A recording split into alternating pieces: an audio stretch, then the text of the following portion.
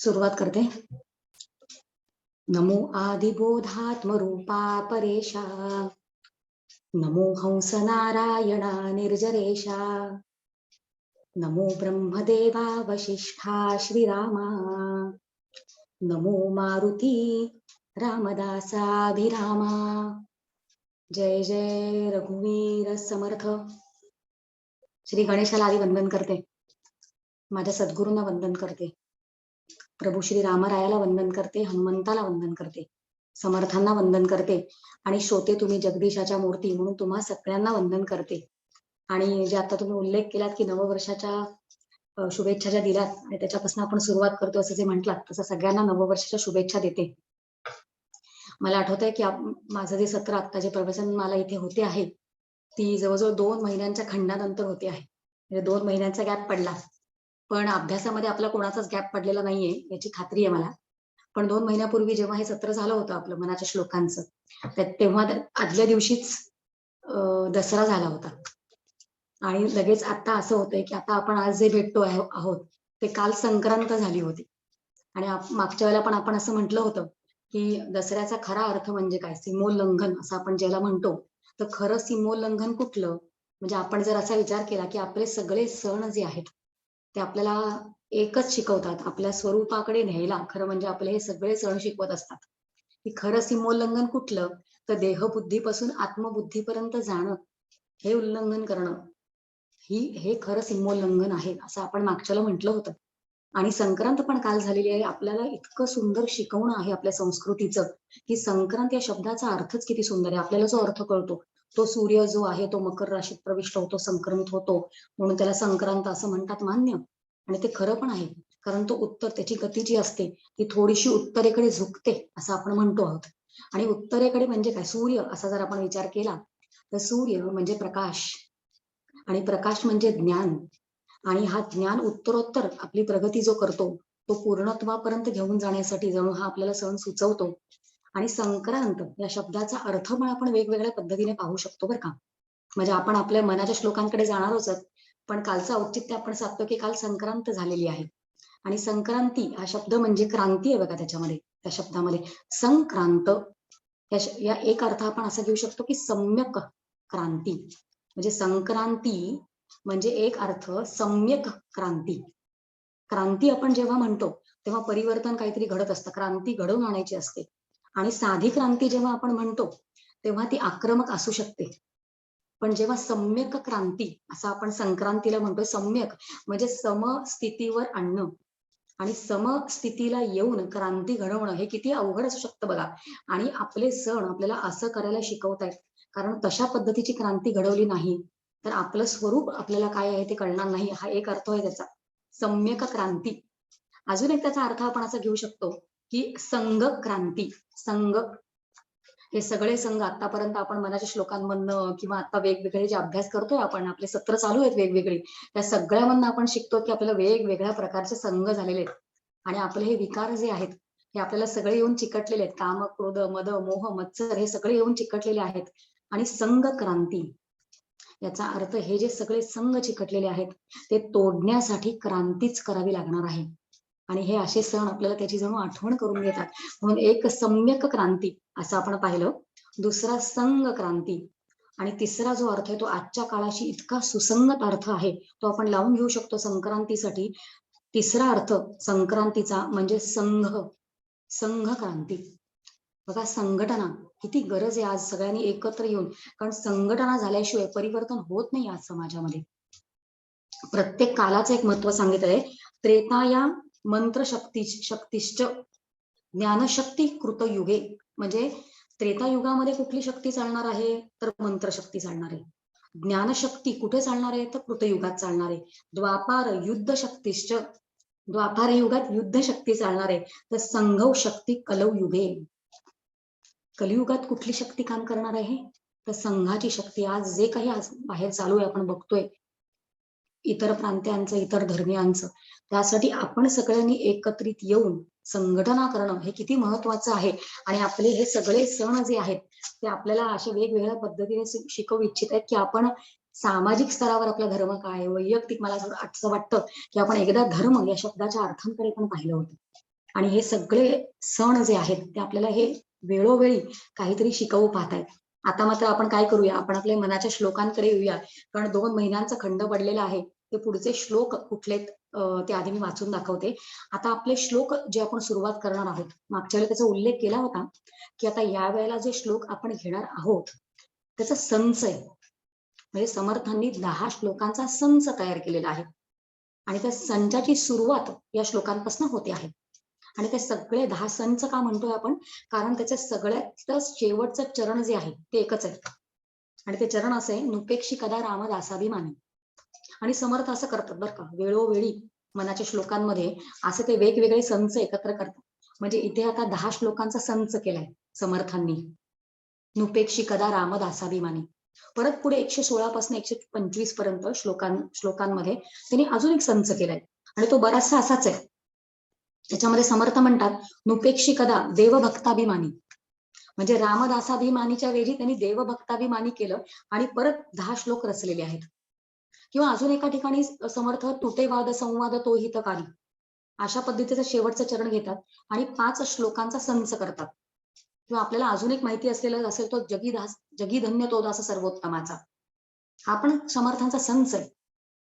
मग आपण असा आता आधी विचार करूया, संचांचा सुरुवात करतोय आपण, संचामधला पहिल्या श्लोकाचा सुरुवात करतोय, तर अशा पद्धतीचे श्लोक समर्थांनी का बरं रचले असतील, असा एक विचार आधी घेऊया. की जेव्हा समर्थांना आपल्या मनावर एखादा विचार बिंबवायचा आहे, तो विचार पुन्हा पुन्हा सांगावा लागतो आणि तो साधकाच्या मनावर तो विचार बिंबवण्यासाठी तो समर्थांनी संच केलाय असं आपण आपल्यासाठी समजून घेऊया. म्हणजे नुपेक्षी कदा रामदासाभिमानी असा संच जेव्हा सुरुवात होतोय श्लोकांचा, तेव्हा हा विचार की राम जो आहे तो भक्ताची कधीही उपेक्षा करत नाही, हा विचार आपल्या मनावर त्याला ठसवायचा आहे, बिंबवायचा आहे, म्हणून समर्थ एवढ्या वेळेला म्हणतायत. आता आपण आज आपण काय करणार आहोत, तर आज आपल्याला फक्त 2 श्लोक घ्यायला जमणार आहेत.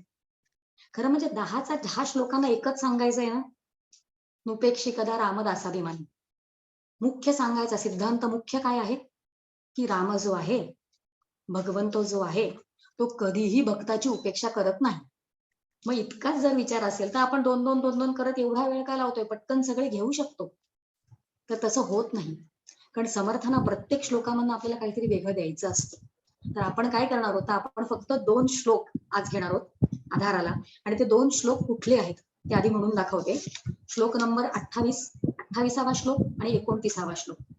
आणि तो श्लोक आहे, दीनानाथ हा राम कोदंडधारी, पुढे देखता काळ पोटी धरारी. आता आपले कान एवढे तयार आहेत मागे म्हणल्यासारखं, की आपल्याला फक्त वाचत गेलो तरी समर्थांना काय सांगायचंय ते कळतंय, की हा जो राम आहे हा दिनांचा नाथ आहे आणि तो कसा आहे, तर तो कोदंडधारी आहे आणि पुढे देखता काळ पोटी धरारी. म्हणजे हा काळ जो आहे तो जो इतरांना घाबरवतो, इतरांना थरका पुडतो त्याच्यामुळे, पण हा काळ मात्र रामापुढे थरथर कापतो आहे, असं समर्थांना सांगायचंय. आणि हे समर्थ आपल्याला म्हणताय की आपण हे आपल्या मनाला सांगावं, कारण मनाचे श्लोक प्रथम पुरुषी आहेत आणि प्रत्येकाने आपल्या मनाला ते सांगायचं आहे, समजवायचं आहे, अशा अर्थाने त्या श्लोकांकडे बघायचं आहे. पुढे देखता काळ पोटी थरारी, जनावाक्य नेमस्त हे सत्य मानी. नेमस्त म्हणजे अपवाद रहित सत्य, संपूर्णपणे या गोष्टीवर तू विश्वास ठेव की तो असा भक्तांचं रक्षण करणारा राम आहे. आणि शेवटच्या चरणामध्ये नुपेक्षी कदा रामदासाभिमानी. नुपेक्षी म्हणजे नुपेक्षा म्हणजे ती उपेक्षा कधीही भक्तांची करत नाही. म्हणजे काय, तो भक्तांकडे कधीही दुर्लक्ष करत नाही. किती छान अर्थ याचा. आपला विश्वास त्या रामावर तेवढा नसतो, म्हणून इतक्या वेळा समर्थांना ते सांगावं लागलं हे आपल्याला उघड आता माहितीये. तर एक पहिला श्लोक जो आपण बघणार आहोत तो आहे 28वा, आणि त्याचा पुढचा श्लोक जो आहे 29वा, तो श्लोक असा आहे, किती गोड श्लोक आहे पुढचा. पदी राघवाचे सदा ब्रीद गाजे, बळे भक्त रिपू शिरी कांबी वाजे, पुरी वाहिली सर्व जेणे विमानी. बघा, पदी राघवाचे सदा ब्रीद गाजे, त्याच्या पायात एखादं तोडर आहे किंवा नुपूर आहे, त्याच्या पायात त्यांनी काहीतरी घातलंय, की ते प्रत्येक पाऊल जो टाकतोय सदा ब्रीद गाजे, जणू त्याचं प्रत्येक पाऊल जे आहे ते ब्रीद वाक्य सांगतंय. काय सांगतंय, की मी भक्तांचं रक्षण करणार आहे, की मी भक्तांचं रक्षण करणार आहे, असा तो श्लोक आहे. किती छान आहे की नाही. बळे भक्त रिपू शिरी कांबी वाजे, म्हणजे भक्तांचे रिपू जे असतात, म्हणजे भक्तांचे शत्रू जे असतात, त्यांच्यावर तो काय करतो, तर त्या भक्तांच्या शत्रूंना तो दंड देतो, असं समर्थांना सांगायचं. भक्तांच्या शत्रूंना प्रभू राम दंड देतो. आणि पुरी वाहिली सर्व जेणे विमानी. पुरी कुठली आहे, ती अयोध्यापुरी. अयोध्येमध्ये अयोध्यावासी जे सगळे होते, त्या सगळ्यांना त्यांनी विमानात बसवलं. जेव्हा त्याला स्वतःचं अवतार कार्य संपवायचं होतं, तेव्हा त्यांनी काय केलं, त्या सगळ्यांना अयोध्यापुरीमध्ये राहणारे जे कोण सगळे आहेत, त्या सगळ्यांना त्यांनी विमानात बसवलं. याचा अर्थ त्यांनी सगळ्यांचा उद्धार केला. आपण काय करत असतो, नेहमीच एका वाक्यात काही श्लोकांचे अर्थ आहेत हे आपण पाहत असतो, आणि एका वाक्यात अर्थ खरं म्हणजे पाहून झालेले आहेत. पण या श्लोकांकडे आपण थोडस वेगळ्या पद्धतीने पाहणार आहोत. बघा, आपण श्लोक जर पाहिले हे, तर दीनानाथ हा राम कोदंडधारी, म्हणजे काय, आता आपल्याला कळतं की दिनांचा जो नाथ आहे, दिन असे जे कोण आहेत, एक एक अर्थ सगळे बघणार आहोत पुढे. आधी विषयाला सुरुवात करण्यासाठी विषयाची प्रस्तावना आपण आधी करूया, तो विषय समजण्यासाठी.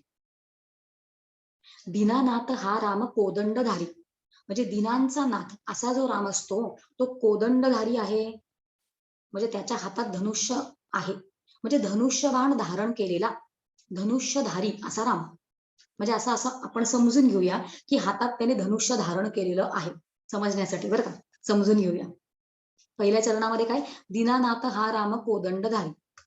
आणि पुढचा श्लोक जो आहे, आज जो आधाराला आपण घेतलेला आहे, त्याचं पहिलं चरण काय आहे, पदी राघवाचे सदा ब्रीद गाजे.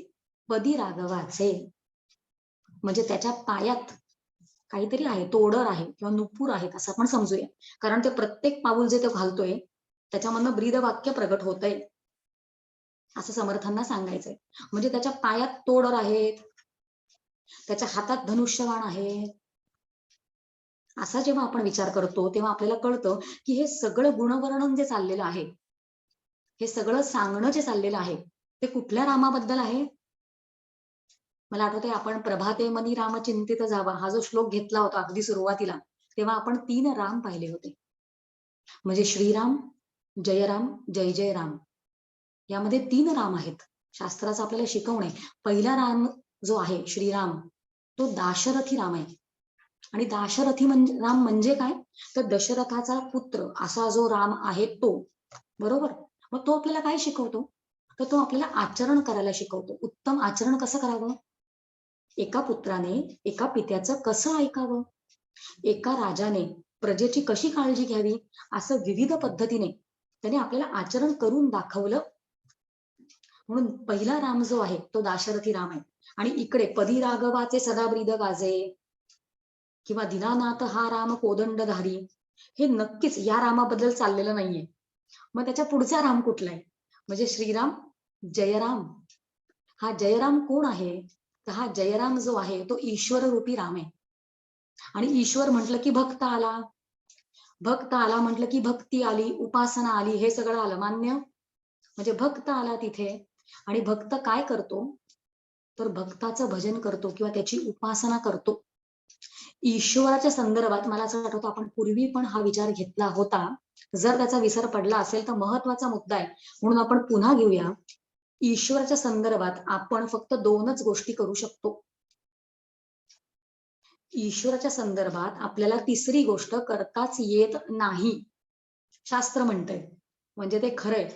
काय करू शकतो आपण ईश्वराच्या संदर्भात, तर एक म्हणजे त्याच्या आज्ञा पाळणं. आता ते कशा पाळायच्या ते आपल्या हातात आहे बरं, पाळाव्याच लागतात, त्याची आज्ञा न पाळून चालतच नाही, कारण आपल्या मर्जीसारखं सगळं काही होतच नाही इकडे. त्याच्या आज्ञा पाळणं, म्हणून शास्त्र म्हणतं जर आज्ञा पाळायच्याच असतील तर कुरकुरायचं कशाला, आनंदाने स्वीकाराव्यात. तर एक म्हणजे त्याच्या आज्ञा पाळाव्यात. ईश्वराच्या संदर्भात आपण काय करू शकतो त्याचा विचार चालू आहे, आज्ञा पाळाव्यात. आणि दुसरं म्हणजे त्याची उपासना करावी. तिसरी गोष्ट आपण ईश्वराच्या संदर्भात करूच शकत नाही. आणि जेव्हा आपण त्याची उपासना करतो, त्याची भक्ती करतो, त्यांच्यासाठीच दीनानाथ हा राम कोदंडधारी अशा भक्तांसाठीच तो त्यांचा कैवारी होतो. त्यांच्यासाठीच त्याचं पायाचं जे ब्रीद वाक्य आहे, जी घोषणा आहे, ती त्याची प्रतिज्ञा आहे, जो त्याचा बाणा आहे, तो फक्त त्या भक्तांसाठी आहे, हे आपण समजून घेतलं पाहिजे. आणि तिसरा राम जो आहे तो आपला विषय नाही आता, तो म्हणजे आत्मा राम रूपी राम आहे. निराकार, निर्गुण, निराकार, अक्रीड असा जो राम आहे, तो जे आपलं स्वतःचं सगळ्यांचं स्वरूप आहे, असा तो राम आहे, तो तिसरा आहे. हा किती सुंदर विचार आहे बघा. हा आपण घेतला होता आधी सुरुवातीला. आणि हा सगळा विचार आपण आत्ता का घेतो? या श्लोकांची सुरुवात, या श्लोकांचा संचाची सुरुवात आपण जे करतो आहोत, विचारांची सुरुवात आपण करतो आहोत, तेव्हा आपण हा विचार का घेतला? की आपल्याला नक्की कळलं पाहिजे की समर्थ जे बोलतायत, समर्थ जे सांगतायत, ते कुठल्या रामाबद्दल चाललंय. म्हणजे दीनानाथ हा राम कोदंडधारी आणि पदी राघवाचे सदाबरी जगाचे, हे नक्कीच त्याच्या पायात तोडर आहे, त्याच्या हातात असा आहे, तो असं चालतो, तो असा दिसतो. हे सगळं कौतुकाचं वर्णन जे चाललंय, ते सगुण रामाबद्दल चाललेलं आहे. याचा अर्थ जो भक्तांवर कृपा करतो, भक्तांचं कैवारी आहे, म्हणजे ईश्वर रूपी राम, याच्याबद्दल हे सगळं चाललेलं आहे. बघा आपले हळूहळू कान तयार व्हायला लागतात, कारण मनाच्या श्लोकांमध्ये खुद्द आत्मा राम रूपी असा जो राम आहे, त्याच्याबद्दल पण आपण जेव्हा आत्ता सगळे चाललेले आहेत, ते आपण कर्मप्रधान चाललेले आहेत. मग नंतर उपासना प्रधान मध्ये श्लोक येणार आहेत. आणि जेव्हा ज्ञानप्रधान श्लोक येतील, ज्ञानप्रधान, तेव्हा समर्थ कुठल्या रामाबद्दल बोलतात बघा. आपल्याला पटकन फरक कळतो. समर्थ पुढे मनाच्या श्लोकांमध्ये असं बोलतायत की निराकार आधार ब्रह्मादिकांचा, जया सांगता शिणली वेद वाचा. आता हा कुठला राम चालू आहे कळतोय की नाही लगेच? हा आत्मा राम आहे. त्याच्या पुढचं बघा, अजून एक घेऊया बरं का उदाहरण. जगी पाहता चर्मचक्षीन लक्षे, डोळ्यांनी दिसू शकत नाही, त्याच्याकडे लक्ष लावू शकत नाही. जगी पाहता चर्मचक्षीन लक्षे, जगी पाहता ज्ञानचक्षी न रक्षे. आता हे कुठल्या रामाबद्दल चालू आहे? अजून एक श्लोक घेऊया.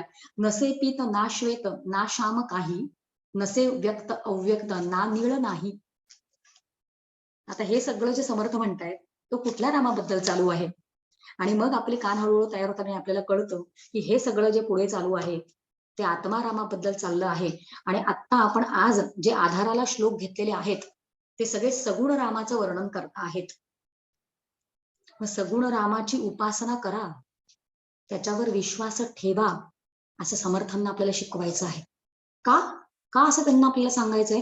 म्हणजे निर्गुण रूपी राम, खरं त्याचं स्वरूप निर्गुण असताना ते सगुणाचा आधार आपल्याला का घ्यायला सांगतायत? अजून प्रस्तावना चालली बरं का. आपण मूळ श्लोकांकडे अजून गेलेलोच नाहीये. आपण काय करूया, आपण भगवद्गीतेचा 12वा अध्यायाचा आधार घेऊया. भगवद्गीतेचा 12वा अध्याय बऱ्याच लोकांना पाठ असतो आपल्याला, आणि तो 12व्या अध्यायाचं नाव आपल्याला माहितीये, भक्तियोग. आणि भक्तियोगामध्ये जे श्लोक आहे, इथं श्लोकांची संख्या फार कमी आहे, आणि कमी असून पण फार महत्वाचा अध्याय तो आहे. बघा, भक्ती करायची, भक्ती शिकायची आहे, सगुण भगवंताचं वर्णन आहे, म्हणून आपण जे जे आता आधार घेतो आहोत विचारांचा, तो सगळा आपले श्लोक समजण्यासाठीच आहे बरं का. भक्तियोग काय म्हणताय बरं भगवद्गीतेमध्ये? 12वा अध्याय जो आहे, त्याच्यामध्ये पहिल्या श्लोकामध्ये अर्जुनाने प्रश्न विचारलाय भगवंताला. पहिलाच श्लोक भक्तियोगामधला, तो असं म्हणतोय की आतापर्यंत मी सगुण उपासक जे आहेत त्यांच्याबद्दल बरंचसं काही ऐकलं, तुम्हाला सांगितलंच. सगुणोपासक म्हणजे काय, किंवा सगुणोपासना म्हणजे काय, किंवा निर्गुणोपासना म्हणजे काय, हे तू आतापर्यंत मला सांगून झालंस. पण मला आता तू एक सांग, कारण मला संभ्रम झालेला आहे. तू सगुणोपासनेबद्दल पण बोललास आणि तू निर्गुणोपासनेबद्दल पण मध्ये मध्ये बोलत आहेस. तर मला आता नक्की सांग की सगुणोपासक श्रेष्ठ की निर्गुणोपासक श्रेष्ठ? आपण हा का विचार करतो? कारण आपले श्लोक सगुणोपासनेबद्दल बोलतायत म्हणून आपण घेतो. आणि भगवंताने थोडाही विलंब न लावता लगेच दुसऱ्याच श्लोकामध्ये स्वतःचं असं जे मत होतं, माझं मत काय असं उत्तर लगेच दुसऱ्याच श्लोकामध्ये अर्जुनाला देऊन टाकलं. आणि भगवंत असं म्हणतायत की अरे सगुणोपासक जे आहेत, सगुणोपासना जे करतात ते श्रेष्ठ. आणि मग आपल्याला लगेच बरं वाटतं, अरे वा बरं. कारण निर्गुणोपासकाचे अधिकार आपल्याला आहे की नाही आपल्याला माहिती नाही, ती जमते की नाही, ती करतात कशी. म्हणजे शास्त्रामध्ये जर आपण अभ्यास केला शास्त्राचा, तर अहंग्रह ध्यान असे वेगवेगळ्या प्रक्रिया सांगितल्या निर्गुणोपासनाच्या, आणि ते आपल्याला माहित नसतात. आणि मग आपल्याला काय वाटतं, अरे आपल्याला सगुणोपासना जमती आहे म्हणजे काय, काहीतरी एक आलंबन समोर असेल. सगुणोपासना म्हणजे काय, काहीतरी आधाला समोर एक रूप असतं, आपल्या देवघरात एक मूर्ती असते, तिला चेहरा असतो, हात डोळे हे सगळं असतं. आणि मग आलंबन असलं, समोर एक टार्गेट असलं की कुठे फोकस करायचंय, कुठे टार्गेट करायचं आहे, हे एकदा कळलं आपल्याला की आपल्याला सगुणोपासना सोपी असते. निर्गुणोपासना कळणार कोणाची? समोर काही नाहीच आहे आधाराला, आलंबन घेणार कोणाचं? कुठे आपण लक्ष केंद्रित करणार? निर्गुण म्हणजे. म्हणून आपण आपल्याला स्वतःला सगुणोपासना समजत असतो आणि लगेच जे मत भगवंताने दिलं लगेच दुसऱ्या श्लोकामध्ये, त्याच्याने आपल्याला लगेच बरं वाटतं. अरे बरं झालं की भगवंताने काय सांगितलं, तर सगुणोपासना श्रेष्ठ. पण बघा, सगुणोपासना श्रेष्ठ जी सांगितली, महत्वाचा विचार आहे बरं का. सगुणोपासना जी श्रेष्ठ सांगितली ती सगुणोपासना आणि निर्गुणोपासना या दोघांच्या तुलनेत नाही सांगितली. म्हणजे प्रश्न जरी म्हणजे खूप ट्रिकी असतं बरं.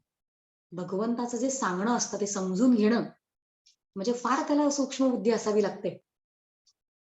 सगुणोपासना श्रेष्ठ की निर्गुणोपासना श्रेष्ठ, जरी प्रश्न असा होता अर्जुनाचा आणि उत्तर जे दिलेलं आहे की सगुणोपासना श्रेष्ठ बुवा, पण ही कोणाच्या तुलनेमध्ये सगुणोपासना श्रेष्ठ हे आपल्याला आपण जेव्हा संपूर्ण 12व्या अध्यायाचा अभ्यास करतो तेव्हा आपल्याला कळतं.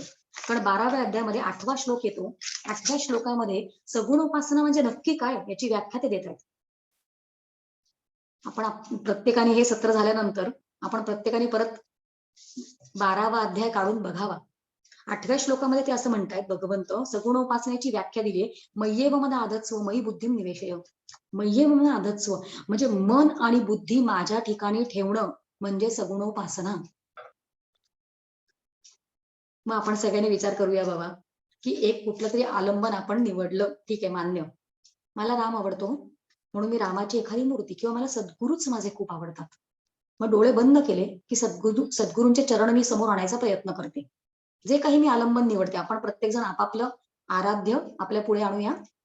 आणि सगुणोपासना म्हणजे काय हे भगवंतांनी इकडे सांगितले, की त्या आराध्याच्या पुढे आपलं मन आणि बुद्धी एकत्र आणून ठेवणं. आता किती जमतो आपल्या प्रत्येकाला हे? आणि दिवसामधले किती क्षण म्हणजे मिनिट तास वगैरे पण नको म्हणूया आपण, कारण आपल्याला माहितीये की आपलं मन एका क्षणी पण एका ठिकाणी थांबत नाही. आणि मार खुशाल 3 तास ते पिक्चर बघताना थांबू शकतं तिथे एका ठिकाणी. पण जे आपलं आराध्य असतं, खरं जे साधायला पाहिजे, तिथे मात्र आपल्याला एका ठिकाणी मन आणि बुद्धी ठेवता येत नाही. म्हणजे 8व्या श्लोकामध्ये जे सगुणोपासना सांगितली ते आपल्याला जमत नाहीये. आणि हे भगवंताला माहितीये की ते आपल्याला जमणार नाहीये.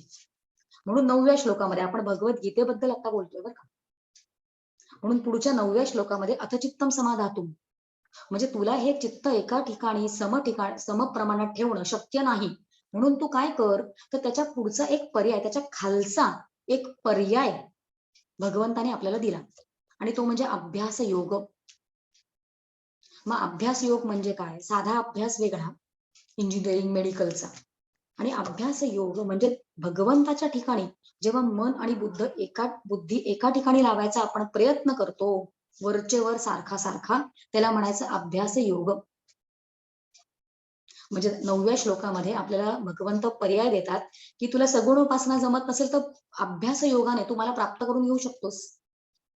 आणि भगवंताला माहितीये की सारखा सारखा प्रयत्न करून पण आपल्याला जमणार नाहीये. म्हणून त्याच्या पुढच्या 10व्या श्लोकामध्ये अभ्यासेप्य असमर्थसी म्हणजे अभ्यास योग करण्यामध्ये पण तू असमर्थ आहेस असशील तर, म्हणून त्याच्या खालचा एक पर्याय आपल्याला भगवंताने दिलेला आहे. आणि भगवंत असं म्हणतात की मत कर्म परो भव. तुझं सगळं कर्म जे आहे ना ते तू मला स्मरण ठेवून कर. म्हणजे कर्म मला तू अर्पण कर. म्हणजे प्रत्येक कर्म करण्याच्या अगोदर आधी माझं स्मरण कर आणि मला अर्पण कर. आणि आपलं बऱ्याच वेळा सगळ्यांचं काय होतं की आपण कुठलं तरी एखादं कर्म करतो आणि केल्यानंतर तुझे बाबा तुझ्या कृपेने मला जमलं नंतर असतं सगळं, तेव्हा आपल्याला आठवत नाही. आणि सगळ्या कर्मांच्या वेळेला आठवणं तर शक्यच होत नाही. भगवंत असं म्हणतोय की तू कर्म करण्याच्या अगोदर माझं स्मरण कर. ऐकताना किती सोप्या वाटतात की नाही या सगळ्या गोष्टी, पण जमत नाही येतो म्हणून भगवंताला सांगाव्या लागलेत. आणि हा उपाय, तिसरा उपाय म्हणजे एक म्हणजे पहिलं सांगितलं, पहिल्यांदा उपाय दिला सगुणोपासना, मन आणि बुद्धी माझ्याकडे ठेव.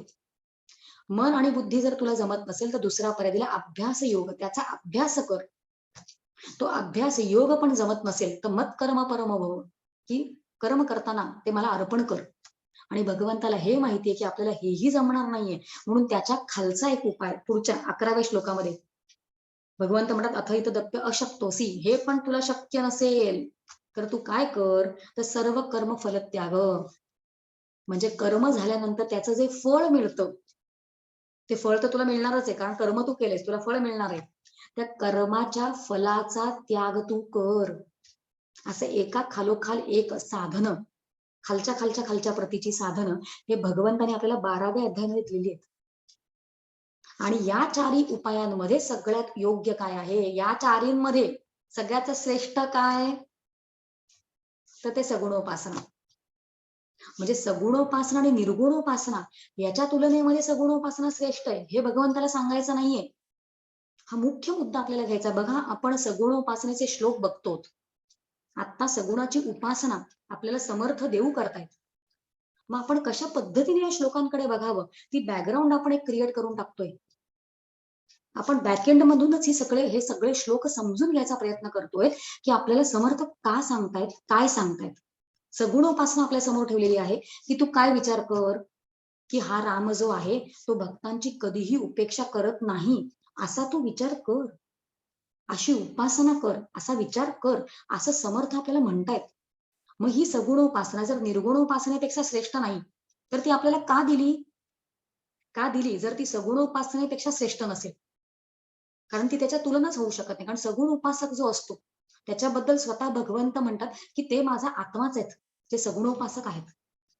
आणि सगुणोपासक कोण असतात, तर सगुणोपासक फक्त श्री गुरु, ज्यांनी अनुभव घेतलाय, अनुभव घेऊन जीवनमुक्त स्थिती जगतायत, असे संत शंकराचार्यांसारखे जे असतात त्यांनाच ते जमतं.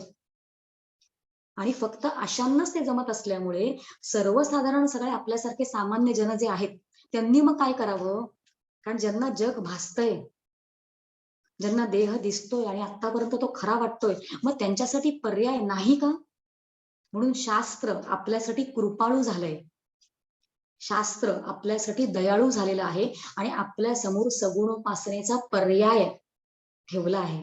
कारण निर्गुणोपासक जे असतात ते संन्यस्त असतात. संन्यस्त म्हणजे ज्यांनी वस्तुत्याग केलेला आहे. आणि वस्तुत्याग म्हणजे संगत्याग अधिक वस्तुत्याग.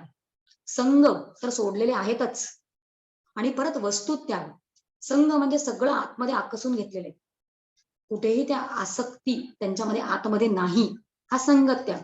आणि वस्तुत्याग म्हणजे पुढचा येतो. वस्तुत्याग म्हणजे राहतं घर सोडणं, ज्या पद्धतीचं अन्न आपण आत्ता खातोय ते सोडणं, आपले नातेवाईक सोडणं, आत्ता ज्या परिस्थितीत राहतोय ती सगळी परिस्थिती सोडणं. केलं ना तसं, समर्थांनी केलं नाही का, समर्थांना घर होतं, समर्थ निघून गेले घरातून. समर्थ वस्त्र कसे घालतायत, समर्थ अन्न कसं खातायत, समर्थांनी आपल्या जवळच्या नातेवाईकांचा त्याग केलेला आहे. आणि समर्थ राहतायत कुठे, याला म्हणतात वस्तुत्याग, संन्यास. या सगळ्या व्याख्या आपल्याला भगवद्गीतेमध्ये मिळतात. संगत्याग, वस्तुत्याग या सगळ्या गोष्टी तिकडे येतात. आणि ते ज्यांना जमतं वस्तुत्याग, त्यांच्यासाठी निर्गुणोपासना. आणि मग आपल्यासारखे सामान्य जन, आपल्यासारखे, मग त्यांना एकरूप होणं, आपलं स्वतःच जे स्वस्वरूप आहे त्यांनी जाणायचं कसं, कारण आपण सगळे सर्वसामान्य प्रापंचिक आहोत. मग आपल्यासाठी हे शास्त्र जे दयाळू होतं, जे म्हटलं, कारण आपल्याला शास्त्र समर्थ असं म्हणतात, की सगुणाचेनी आधारे निर्गुण पाविजे निर्धारे. समर्थ अजून एका ठिकाणी म्हणतात, आधी माया उभारावी मग ती जाणवणी सांडावी. किती सुंदर आहे, की आधी त्याचा स्वीकार करा, आधी तो आलंबन स्वीकारा. आणि आलंबन आपल्या समोर जे शास्त्र ठेवतंय किंवा समर्थांसारखे संत ठेवतात, ती आलंबन किती गोड आहेत. आलंबन रामाचं ठेवलंय. रामाचं रूप कसं आहे ते पुढच्या 10 श्लोकांमध्ये आपण वेगवेगळ्या पद्धतीने ऐकणारच आहोत. शास्त्र संत दयाळू झाले म्हणून आपल्या समोर ही सगुणोपासना ठेवली. मला असं वाटतं एवढी सगळी प्रस्तावना आपण बराच वेळ प्रस्तावनेला घेतला, पण ती प्रस्तावना महत्वाची होती. त्याचं कारण असं आहे की पुढच्या 10 श्लोकांसाठी ही एकच प्रस्तावना असणार आहे. आणि मग पुढे आपण पुढच्या वेळेला जेव्हा श्लोकांना सुरुवात करू, म्हणजे काय सुंदर श्लोक आहेत पुढचे पण. समर्थाची या सेवका वक्र पाहे किंवा अहिल्याशिळे राघवे मुक्त केले, हे सगळे श्लोक आपल्याला पुढच्या वेळेला पाहिजेत. तेव्हा हे सगळे श्लोक जे आहेत ते सगुण रामाचं वर्णन करतायत. हे आपली आपली मानसिकता तेव्हा तयार असेल, आणि त्या मानसिकतेने म्हणजे ती सगुण उपासना आपल्या समोर ठेवलेली आहे. आपलं प्रेम वाढावं त्या ईश्वररूपी रामाबद्दल, हा सगळा विचार आपण यासाठी आज घेतला. आता आपण काय करूया, एक एक करून श्लोकांकडे जायचा प्रयत्न करूया. आता पहिला श्लोक जो आहे तो आपण मगाशी बघितला होता, की दीनानाथ हा राम कोदंडधारी. दिनांचा नाथ, समर्थ म्हणतात दिनांचा नाथ हा कोदंडधारी आहे, हातात धनुष्य बाण घेऊन उभा आहे. कोणासाठी? आता बघा व्यवहारात जेव्हा आपण दीन हा शब्द वापरतो तेव्हा तो अगदी गरीब किंवा काय भिकारी किंवा लाचार अशा अर्थाने दीन हा शब्द येतो. म्हणजे आपण जेव्हा प्रपंचामध्ये किंवा व्यवहारात दीन शब्द वापरतो त्याच्यामध्ये क्षुद्रतेचा वास असतो. पण पारमार्थिक दीन कोण आहे? काय सुंदर अर्थ कळतात बघा आपल्याला अभ्यास करायला लागल्यानंतर. पारमार्थिक दीन कोण? ज्याचा नाथ, जो केवळ आपला नाथ भगवंत आहे. मला भगवंताशिवाय दुसरा कोणी नाही. त्याला स्वतःच्या असहाय्यतेची जाणीव असते, त्याची संपूर्णपणे निष्ठा भगवंतावर असते. असा जो असतो, जो भगवंताला संपूर्णपणे शरण असतो, त्याला परमार्थामध्ये दीन म्हणतात. आणि असे जे दीन असतात, असे जे भक्त असतात, त्यांच्यासाठी तो कैवारी असतो आणि त्यांच्यासाठी तो कोदंडधारी असतो. आणि अजून एक काय सुंदर विचार आहे, तो कोदंडधारी म्हणजे धनुष्यबाण घेऊन, धनुष्य घेऊन फक्त उभा आहे का? म्हणजे फक्त धारण केलंय असं आहे का? तो फक्त घेऊन थांबलेला नाहीये. जिकडे जिकडे गरज आहे तिकडे त्यांनी त्या शक्तीचा वापर केलेला आहे. त्याने शक्ती प्रदर्शन करून दाखवलेलं आहे सगळीकडे. आपण बघतो त्याचे चरित्र. बघा काय सुंदर विचार आहे. त्या कोदंडामध्ये शक्ती आहे आणि शक्ती समवेत असा तो राम आहे. एका प्रसंगाचा आपण आधार घेऊया की प्रसंग असे आपण वेगळे वेगळे प्रसंग कायम शोधत असतो आणि रामाची आणि भगवंताची अशी कृपा होते की आपल्याला सुंदर सुंदर प्रसंग प्रत्येक वेळेला चिंतनाला मिळतात. बघा प्रसंगाचा आधार घेतोय आणि तो प्रसंग असा आहे की राम आणि सीता विवाह असा प्रसंग आहे. आणि त्या प्रसंगाच्या वेळेला लक्ष्मण बाजूला उभा आहे. आता सगळ्यांचेच विवाह आहेत की, आणि लक्ष्मण रामाकडे बघतोय आणि रामाकडे बघताना त्याच्या मनात इतका संपूर्ण म्हणजे पूर्णपणे आदर असा भरून आलेला आहे की हा किती सामर्थ्यशाली आहे, हा किती पराक्रमी आहे. कारण त्याच्या पराक्रमामुळे सगळ्यांचे लग्न होत असतात की नाही. तर त्याच्या मनामध्ये आदर भाव आपल्या मोठ्या भावाबद्दल असं भरून आलेला असतो. आणि एवढा भाव त्याच्या मनामध्ये भरून आलेला जो असतो, आता हे सगळं लग्न जे आहे ते मिथिलेमध्ये होत आहे आणि सीतेच्या ज्या सगळ्या सख्या आहेत, त्या सगळ्या सख्या ज्या असतात ते लक्ष्मणाकडे बघतात आणि ते ओळखतात त्याच्या मनात काय भाव चालू आहे. आणि ते लक्ष्मणाला म्हणतात की तू जो विचार करतोयस की हा बलवान आहे, हा सामर्थ्यशील आहे, हा पराक्रमी आहे, असं सगळं म्हणे आम्ही ऐकून होतो, पण हे काही खरं नाहीये म्हणे.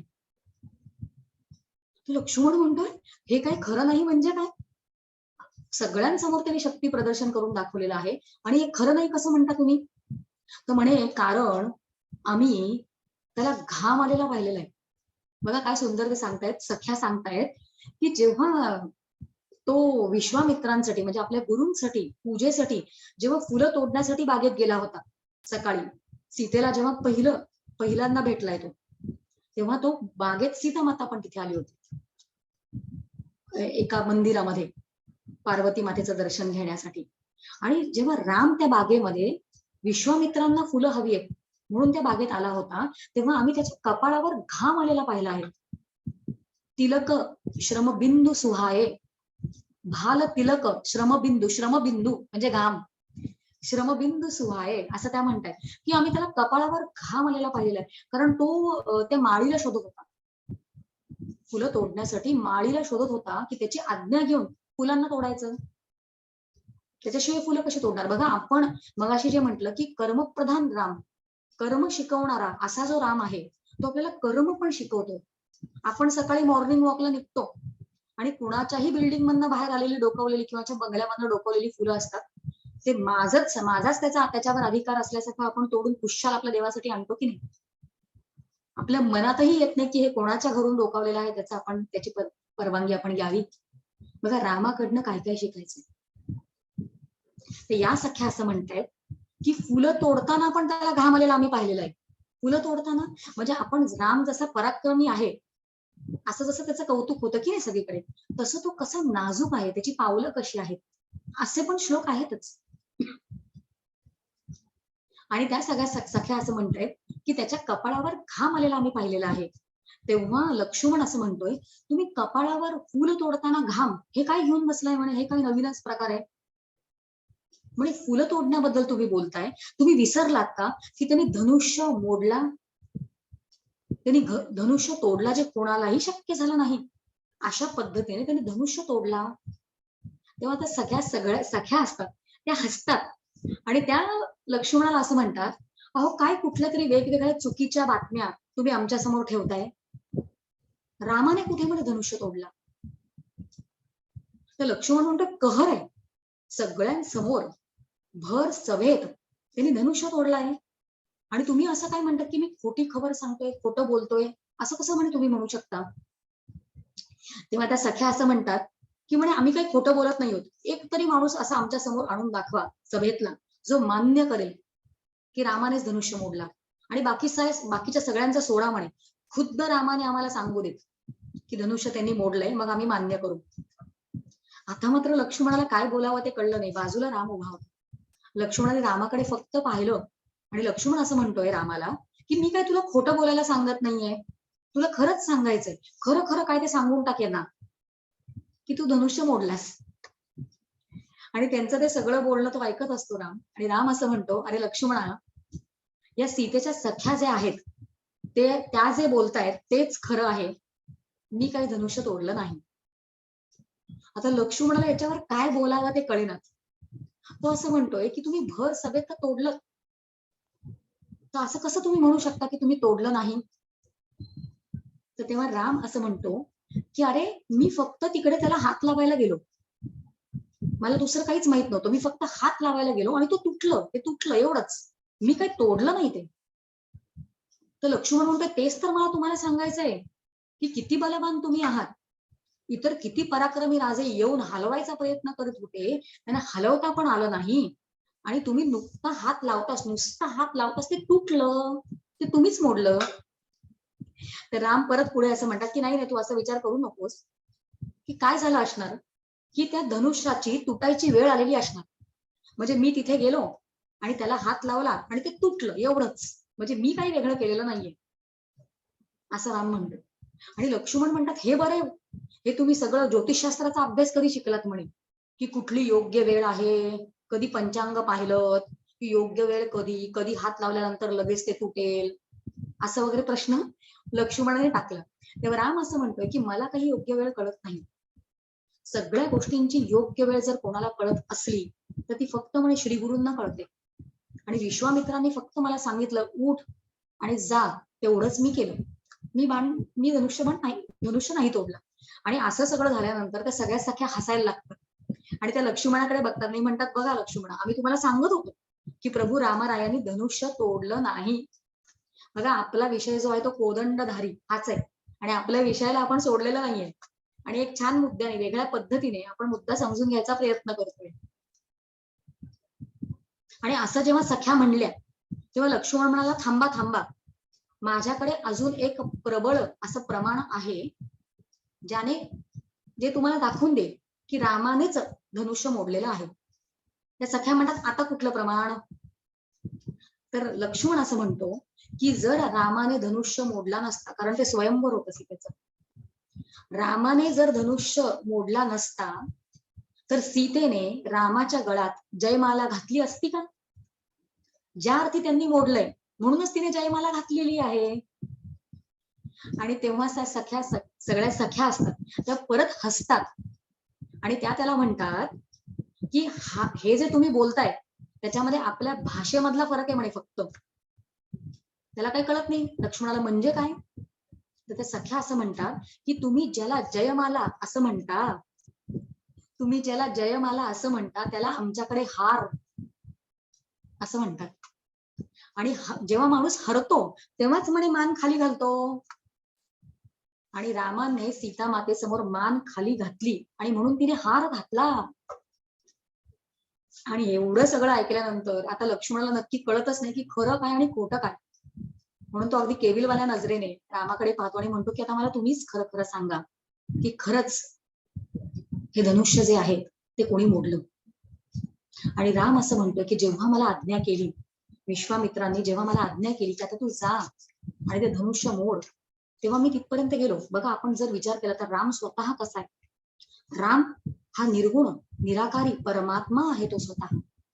आणि परमात्मा आपल्यामध्ये स्वतः काहीच करू शकत नसतो.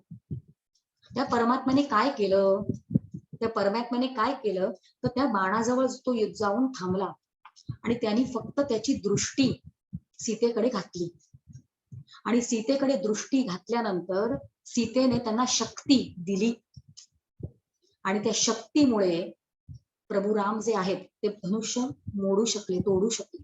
बघा आपण जे काही कार्य करतो ते सगळं शक्ती, त्याला शक्ती. मी हात हलवते, मी बोलते, प्रत्येक गोष्टीला शक्ती लागते. आणि सीता माता जी आहे ती शक्ती स्वरूप आहे आणि त्या परमात्म्याला तिने वरलं आहे म्हणून ती शक्ती जी आहे ती कायम त्याच्या समवेत आहे. आणि म्हणून कोदंडधारी असा आपण जेव्हा विचार करतो तेव्हा तो परमात्मा अधिक त्याची शक्ती हे दोघही एकत्र आहेत. आणि अशा रामाचं तुम्ही भजन करा असं आपल्याला समर्थ इथे सांगतायत की दीनानाथ हा राम कोदंडधारी, पुढे देखता काळ पोटी थरारी. आता काळ पोटी थरारी म्हणजे काळ जो आहे तो थरथर कापतो, रामासमोर थरथर कापतो. म्हणजे त्याच्या भक्तांना म्हणजे त्याच्या भक्तांच्या वाटेला तो जात नाही. जर आपण सरळ अर्थ समजून घ्यायचा प्रयत्न केला या चरणाचा, त्याचा अर्थ काय होतो की तो भक्तांच्या, रामाच्या भक्तांच्या वाटेला तो जात नाही. म्हणजे काय, काळ त्यांना मारतच नाही. म्हणजे हे कायमस्वरूपी भक्त आहेत तसे आहेत, असा अर्थ लावता येतो का आपल्याला? म्हणजे खरं म्हणजे सरळ त्याचा चरणाचा अर्थ तोच आहे. पण असा जर आपण अर्थ लावला, सरळ सरळ अर्थ लावायचा प्रयत्न केला तर तो ईश्वरी शासन जे आहे किंवा ईश्वरी नियोजन जे आहे त्याच्या विरुद्ध आहे असं कळतं. की भक्त तेच आहेत का आजपर्यंत त्याच देहामध्ये? नाही. किंवा वास्तवाशी सुसंगत असा तो विचार आपल्याला दिसत नाही.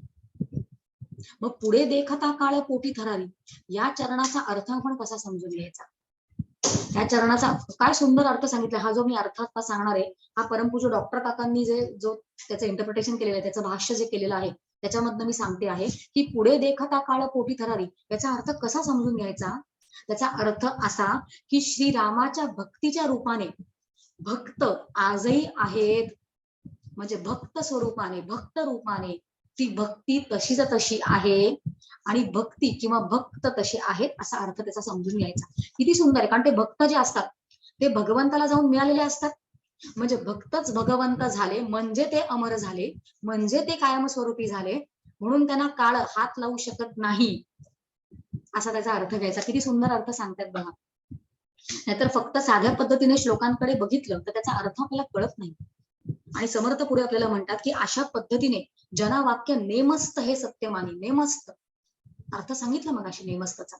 नेमस्त म्हणजे अपवाद रहित सत्य हे तो सगळ्यांच्या भक्तांसाठी करतो आहे. तो कैवारी आहे कारण तो भक्तांची कधीही उपेक्षा करत नाही. हा झाला पहिला श्लोक. आता आपण काय करूया की आपण पुढच्या श्लोकाकडे जाऊया. पुढचा श्लोक आहे पदी राघवाचे सदा ब्रीद गाजे, बळे भक्त रिपू श्री कांबी वाजे, पुरी वाहिली सर्व जेणे विमानी, नुपेक्षी कदा रामदासाभिमानी. बघा आधीच्या श्लोकांमध्ये आपण हे पाहिलं आत्ताचा श्लोक की राम हा भक्तांचा पैवारी असतो, राम हा भक्तांचा अभिमानी आहे, राम भक्तांची कधीही उपेक्षा करत नाही आणि हे सगळं जे आहे ते अपवाद रहित सत्य आहे असं तू मान. हे आधीच्या श्लोकात झालं. आणि आता ते असं म्हणतात की पदी राघवाचे सदा प्रीद गाजे, म्हणजे या भक्ताचं रक्षण तो करतोय. नुपेक्षी कदा रामदासाभिमानी. तो रक्षण कसं करतो, कशा पद्धतीने करतो ते पुढच्या श्लोकात आलंय. आणि ते काय सुंदर सांगतात समर्थ की पदी त्याच्या पायात तोडर आहे, तो नुपूर आहे असं आपण समजूया. आणि प्रत्येक पाऊल जो ते घालतोय त्याचं प्रत्येक पाऊल जे पडते ते प्रत्येक पाऊल जणू जणू ती प्रतिज्ञा आहे त्याची, की त्याचं सांगणं आहे, त्याचा तो बाणा आहे की मी भक्तांचं रक्षण करतो आहे, मी भक्तांचं रक्षण. पदी राघवाचे सदा ब्रीद गाजे, त्याचं ते ब्रीद आहे की भक्तांचं रक्षण करणं, त्याची उपेक्षा न करणं हे त्याचं ब्रीद आहे. आणि बळे भक्त रिपू श्री कांबी वाजे, म्हणजे तो त्याच्या भक्तांच्या रिपूंचं शासन करतो. म्हणजे भक्तांचे रिपू म्हणजे शत्रू, त्यांचं तो काय करतो की त्यांना तो दंड देतो. बळे भक्त रिपू शरी कांबी वाजे हे आपण आता पाहिलं. बघा हे जे ब्रीद वाक्य आहे त्याचं भगवंताचं ते दोन अर्थांचं आहे. पहिलं ब्रीद असं आहे, समर्थांनीच म्हटलंय एका ठिकाणी, ते ब्रीद कुठलंय, वेगळं ब्रीद. दोन ब्रीद पदी राखा, दोन्ही पायात जे ब्रीद, पायात जे तोडर घातलेलं आहे त्याच्यामधनं रामाला काय सांगायचंय हे समर्थ सांगताय. दोन पद्धतीचं सांगणं आहे त्याच्यामध्ये. एका ठिकाणी समर्थ असं म्हणतात की ब्रीदावली पदी वसे, वेगळा श्लोक आहे बघा, आणि हे ब्रीद वाक्य वेगळं आहे. समर्थ असं म्हणतात की ब्रिदावली पदी वसे, विशेष दुसरा नसे, विबुध बंध तोडिले, अनंत जीव सोडिले. म्हणजे अनंत जीवांना या बंधनातून सोडवणं, म्हणजे मोक्ष पदाला जाऊन मिळवणं, हे त्याचं ब्रीद आहे. काय सुंदर अर्थ आहे. आणि अजून एक अर्थ आहे जो आपण आत्ताच्या श्लोकाला आपल्याला लागू पडतो, की पदी राघवाचे सदा ब्रीद गाजे, बळे भक्त रिपुशिरी कांबी वाजे. म्हणजे भक्तांचे रिपू जे असतात त्यांच्यासाठी तो बळ वापरतो.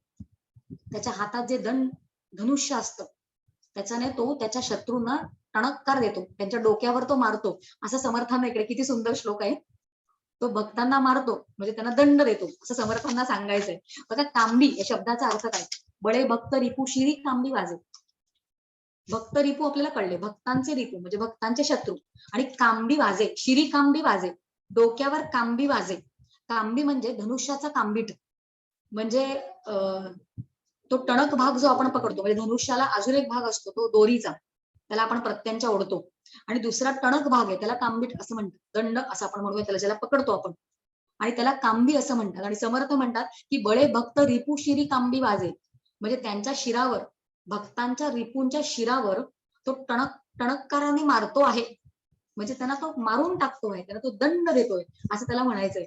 बघा, एकतर इतकी मोठी कृपा भगवंताने आपल्यावर केलेली आहे हा अवतार घेऊन, आणि इतका सुंदर अवतार घेतला, रामासारखा अवतार. सगळेच त्याचे अवतार सुंदर आहेत. म्हणजे आत्ताचा जो संच आहे आपला, नुपेक्षी कदा रामदासाभिमानी, याच्यामध्ये राम अवतारामध्ये त्याचे जे भक्त झालेले आहेत त्या सगळ्या भक्तांचं कौतुक आणि वर्णन आलेलं आहे बरं का. आणि पुढे आपण जो मगाशी उल्लेख केला अगदी सुरुवातीला, की पुढचा 116वा श्लोक ते 125वा श्लोकामध्ये नुपेक्षी कदा देवभक्ताभिमानी, परत हेच सांगायचं समर्थांना, आपल्या मनावर तोच विचार बिंबवायचा आहे. पण तेव्हा कुठले भक्त घेतलेले आहेत? तर ते विष्णूचे जे भक्त आहेत, म्हणजे तिकडे अंबरीश ऋषी येतोय, तिकडे अजामेळ येतोय, तिकडे ध्रुव बाळ येतो, तिकडे प्रल्हाद येतो, अशी सगळी उदाहरणं, म्हणजे विष्णूच्या भक्तांचं उदाहरण तिकडे. आणि आता उदाहरणं जे घेतलेली आहेत ही सगळी राम अवतारात जी भक्त झालेली आहेत त्याची उदाहरणं आता या श्लोकांमध्ये घेतली आहेत. आणि हा राम अवतार किती गोड आहे. आपल्या मनात खरं असा विचार येतो की हा अवतार त्यांनी घेतलाच का? का आला तो? म्हणजे तो स्वतः निर्गुण आहे, तो निराकार आहे, तो निरावयव आहे, तो अक्रीड आहे, तो अव्यक्त आहे, तो अरूप आहे. हे सगळं असं असताना त्यांनी अवतार घेतलाच का? हा पहिला प्रश्न. आणि अवतार घेतला तर घेतला, त्याला स्वतःला असं वाटलं का की आता मी अवतार घ्यावा बाबा? म्हणजे तो स्वतः येतो का? मी रस्त्यावरनं जरी चालत असेल मी, तर जोपर्यंत मला कोणी बोलवत नाही तोपर्यंत मी पटकन कोणाकडे बघत नाही. जर मीच रस्त्यावर कोणाकडे बघत नसेल पटकन, तर राम जो आहे तो कोणी हाक मारल्याशिवाय, भगवंत जो आहे कोणी हाक मारल्याशिवाय उगाच येईल का? म्हणजे एक तर तो निर्गुण, आणि परत तो आला म्हणजे कोणीतरी त्याला हाक मारली, कारण तो भक्तांची उपेक्षा करत नाही. म्हणजे तो अवतार घेऊन जर आला असेल तर तो भक्तांसाठी आला आहे, हे आपल्याला एक उत्तर मिळतंय. मग कोणासाठी आला तो? बघा, कोणासाठी आला? तर याचं उत्तर जे आहे, कोणासाठी रामाने अवतार घेतला, त्याचं उत्तर जे आहे ते आपल्याला अध्यात्म रामायणामध्ये मिळतं. अध्यात्म रामायण आपल्याला असं सांगतं की पृथ्वीला भार झाला म्हणून त्यांनी अवतार घेतला. आता बघा, पृथ्वीला भार झाला, आता इतकी गंमत वाटते हा सगळा विचार. आणि पृथ्वीला भार झाला, मग पृथ्वीने हाक मारली का? आणि पृथ्वीने हाक मारली तर मारली, तिचं ऐकलं कशाला? कारण मी किती वेळा रामाला किंवा माझं आराध्य जे आहे त्या भगवंताला हाक मारण्याचा प्रयत्न करते, पण माझी हाक ऐकलीच जात नाही. माझ्या घरातले लोक पण ऐकत नाहीत, भगवंत सोडा, कोणीच माझं ऐकत नाही. तर असं असताना भगवंत का आले अवतार घेऊन? आणि अध्यात्म रामायण असं आपल्याला उत्तर देतं की पृथ्वीला भार झाला म्हणून रामाने अवतार घेतला. थोडासा विचार करूया.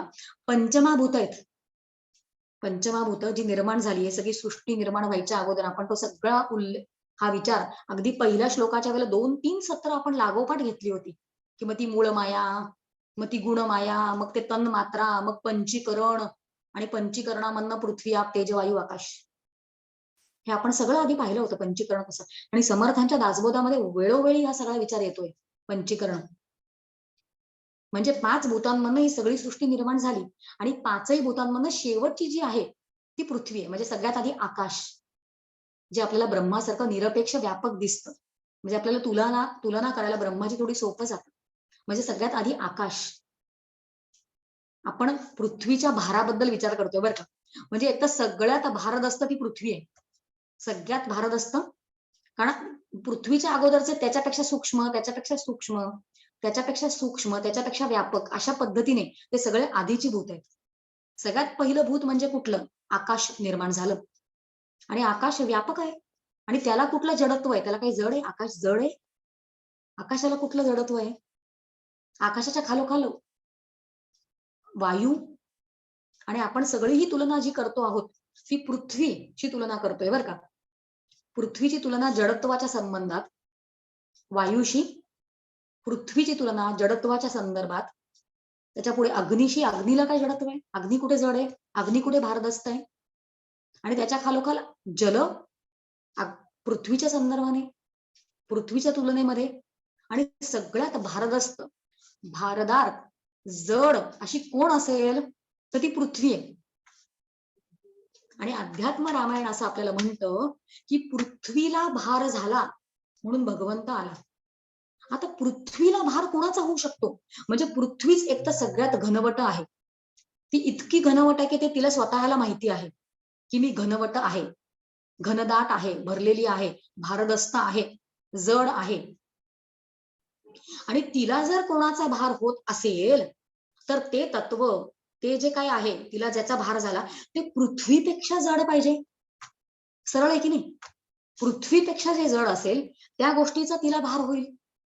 आणि तिला स्वतःला व्यवस्थित माहितीये पृथ्वीला. कारण प्रत्येक त्या भूतांना ती भूत कशी आहेत हे माहितीये. बघा माऊली काय सुंदर सांगतात. माऊली असं म्हणतायत ज्ञानेश्वरीमध्ये की येथ आपुले वाडपण जैसे. वाड म्हणजे खूप मोठं, व्यापक, पसरलेलं आकाश स्वतःला जाणतं. माऊली किती छान सांगतायत बघा. माऊली म्हणतात येथ आपुले वाडपण जैसे. आपणची जाणी जे आकाश आहे. म्हणजे आकाश आपण कसे वाढ आहोत हे जाणतं. आणि पुढे का मी येतुली घनवट ऐसे. मी अशी घनवट कशी? का मी येतुली घनवट ऐसे पृथ्वीची जाणे. म्हणजे पृथ्वी स्वतः पण मी घनवट आहे, भारदार आहे, भारदस्त आहे हे जाणते. मग ह्या पृथ्वीपेक्षा पंचमहाभूतांमध्ये सगळ्यात शेवटचं भूत सगळ्यात जास्त भारदस्त. मग पृथ्वीपेक्षा भारदस्त कोण? कोणासाठी तो येतोय अवतार घेऊन? बळे भक्त रिपू शिरी कांबी वाजे. कारण भार झाला हिला, पृथ्वीला भार झाला. आपण दुसऱ्या चरणाचा जास्त विचार करतोय बरं का आता. बळे भक्त रिपू शिरी कांबी वाजे. तर कोणाच्या शिरीवर कांबीट वाजवण्यासाठी त्यांनी अवतार घेतलाय. आणि तो का आला? हाक मारल्याशिवाय आला का? कोणासाठी आला ते पाहिलं. पृथ्वीसाठी आला. आणि पृथ्वी आणि रामामध्ये काय संबंध आहे ते आता आपण सगळं एक एक करून उलगडायचंय कोण सगळं. आणि तिला मुळात भार झाला कोणाचा? बघा इतका सुंदर कबीरांचा दोहा आहे. त्या दोह्यामध्ये आपल्याला आपलं उत्तर मिळते. कबीरांनी काय केलंय, एका दोह्यामध्ये 4 प्रश्न उपस्थित केलेत आणि बरोबर त्याच्या पुढच्या दोह्यामध्ये त्या 4ही प्रश्नांची उत्तर दिलेली आहेत. तो दोहा बघा किती सुंदर आहे. कबीर महाराज असं म्हणतात की जलसे पतला कोण है, पाण्यापेक्षा सूक्ष्म असं काय आहे? जलसे पतला कौन है, कौन भूमी से भारी. आपला विषय आला. कौन भूमी से भारी. जल से पतला कौन है, कौन भूमी से भारी. कौन अगन से तेज है. अग्निपेक्षा कोण तेज आहे? कौन अगन से तेज है, कौन काजल से काली. काय सुंदर प्रश्न आहेत बघा. आणि लगेच पुढच्या दोह्यामध्ये कबीर महाराज उत्तर देत आहेत. ते असं म्हणतात की जल से पतला ज्ञान है. म्हणजे पाण्यापेक्षा पातळ सूक्ष्म जर काही असेल तर ते ज्ञान आहे. आणि पुढच्या चरणामध्ये आपलं उत्तर आहे. कबीर महाराज असं म्हणतायत की कौन भूमी से भारी. त्याला उत्तर आहे पाप भूमी से भारी. बघा क्षणोक्षणी नकळतपणे आपल्याकडनं पाप घडतंय. आणि आपण सगळ्यांनी हा विचार केला होता. आपण जेव्हा पाप आणि पुण्य, परोपकार म्हणजे काय, पुण्य म्हणजे काय, हा सगळा विचार आपण घेतलाय आधी. आणि आपण असाही तेव्हा एक विचार घेतला होता की प्रत्येक कर्म जे आपण त्याचा विचार न करता, त्याचं स्मरण न करता करतो त्याला पाप म्हटलेलं आहे. आणि आपल्या सगळ्यांकडनं अशी किती कर्म होतात की त्याचं स्मरणच आपल्याला नसतं. आजच्या पण आपण सुरुवातीला जे आपल्याला आपण आधार घेतला होता भक्ती योगाचा, त्याच्यामध्ये भगवंताला कशी जाणीव आहे की नाही करत. साधे प्रापंचिक जण जे आहेत त्यांना स्मरण ठेवणं सोपं नाही, हे भगवंताला पण कळतंय. आणि या सगळ्यामुळे ते पाप निर्माण होतंय. म्हणजे आपल्याला काय वाटत असतं की पापी म्हणजे वेगळे असतात, जे खून करतात किंवा अजून काहीतरी चुकीचं करतात तेच पापी. पण आपण शास्त्र विचाराने जेव्हा बघतो तेव्हा पाप म्हणजे काय ते आपल्याला कळायला लागतं. आणि पाप इतकं वाढलंय की ते भूमीला भारी होतंय. भूमीला त्याचा भार सहन होत नाहीये. अशा अर्थाने आपण ते समजून घ्यायचंय. कबीर महाराजांचा दोहा पूर्ण करते, मग आपण आपल्या श्लोकाकडे परत येऊया. कबीर महाराज म्हणतात, जल से पतला ज्ञान है, पाप भूमी से भारी, क्रोध अग्न से तेज है. क्रोध जो आहे तो अग्नीपेक्षा तेज है. और कलंक काजल से कारी. कलंक बघा, प्रत्येकाला जो कलंक लागतो तो इतका काळा असतो की तो नकोसा वाटतो. किती सुंदर उत्तर देत आहे. पण आपण जो प्रश्न उपस्थित केला होता की भूमीला भार कोणाचा झाला, त्याचं उत्तर आपल्याला कळतंय की भूमीला भार जो झाला तो पापाचा झाला. आणि आपण अजून एक प्रश्न मगाशी उपस्थित केला होता की तो स्वतःहून आला का. त्याला आता असं वाटलं का स्वतः की आता वेळ झाली बरं का अवतार घ्यायची, आता आपण अवतार घेऊया, असं झालं का. तर नाही, त्याला हाक मारावी लागते, त्याशिवाय तो आपल्याकडे बघत नाही. म्हणून पृथ्वीने हाक मारली, भगवंताला पृथ्वीने हाक मारली. आणि म्हणूनच हा रामचंद्र, हा राम जो आहे, प्रभू राम जे आहेत, त्यांनी त्या रवी कुलात, त्या सूर्यकुळात जन्म घेतला. तो आला तिच्यासाठी. मग सूर्यकुळातच का त्याने जन्म घेतला. म्हणजे ती भक्त तर असते, तिची हाक ऐकण्यासाठी ती भक्त तर हवी की नाही, कसं समजून घ्यायचंय सगळं आपण. बळे भक्त रिपू श्री कांबी वाजे, याचा सगळा विचार चालू आहे बरं का आपला. बघा, आपण असा विचार करू की जेव्हा आपण प्रापंचिक लोक, आपण जेव्हा मंदिरात जातो तेव्हा मंदिरात समोर एक मूर्ती असते. आणि आपण काय करतो, जेव्हा मंदिरात गेल्यानंतर ज्या ज्या देवाच्या देवळात आपण गेलेलो आहे, समजा विठ्ठल आहे किंवा समजा रामाचं देऊळ आहे, तर आपण मनोभावे त्या मूर्तीला नमस्कार करतो, एखादा श्लोक वगैरे म्हणतो. आणि मग नंतर आपण सगळे काय करतो, तर आपण एक प्रदक्षिणा घालतो.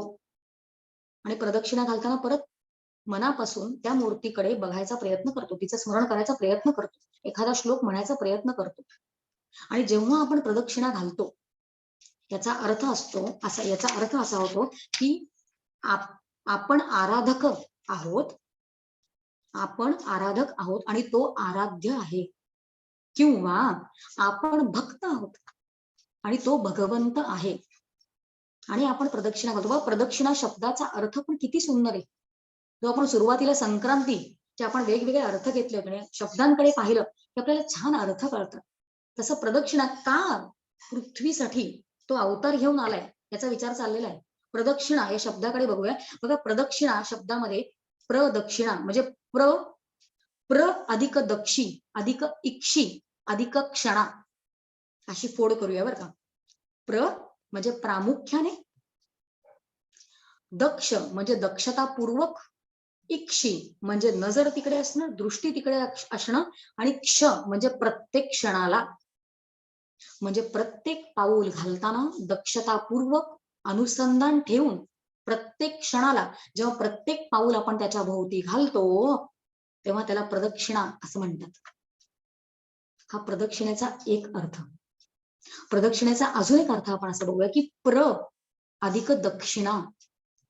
दक्षिणा म्हणजे माझ्या आयुष्यामध्ये जे काही मला आतापर्यंत, प्र म्हणजे प्रामुख्याने, आणि दक्षिणा म्हणजे मला आतापर्यंत जे काही माझ्या आयुष्यात मिळालेलं आहे ते सगळं भगवंता तुला समर्पण आहे. आणि अशा समर्पित भावनेने माझ्या आयुष्यातलं प्रत्येक पाऊल जे मी टाकते त्यालाच म्हणायचं प्रदक्षिणा.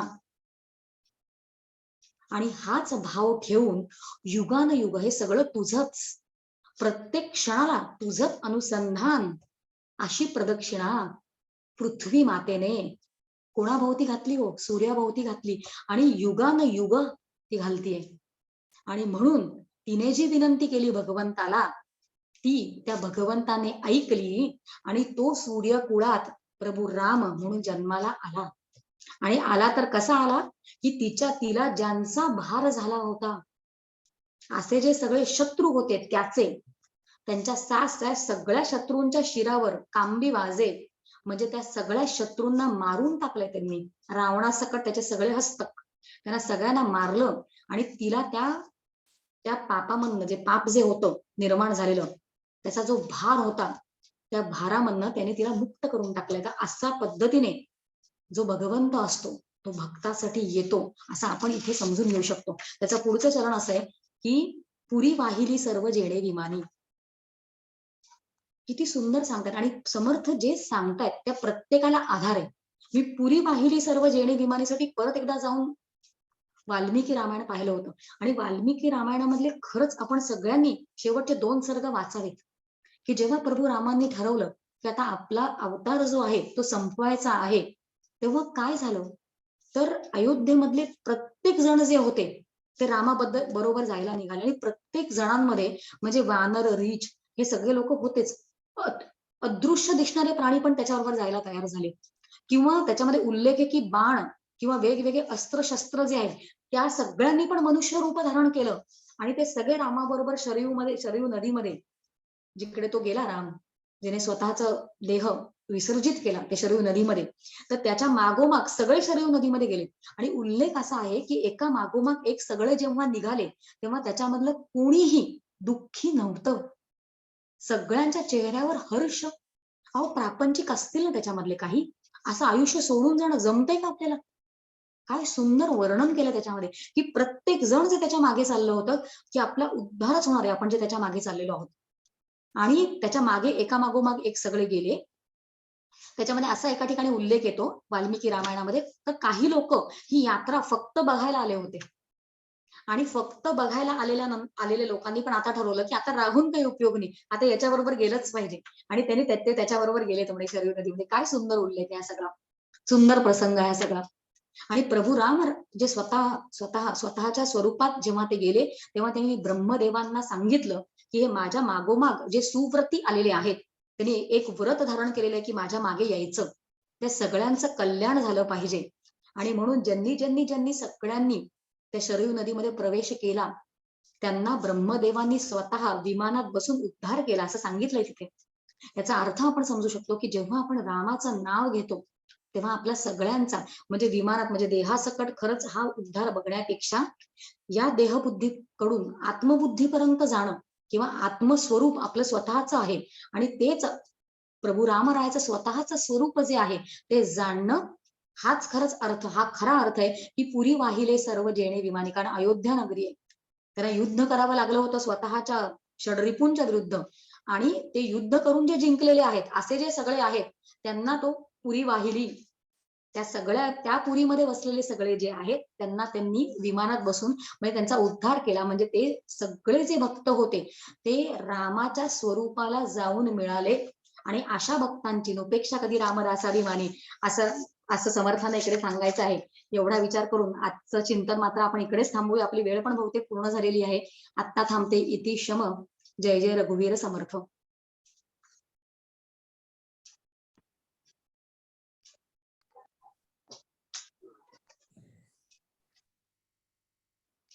ओम पूर्णमदः पूर्णमिदं पूर्णात् पूर्णमुदच्छते पूर्णस्य पूर्णमादाय पूर्णमेवावशिष्यते.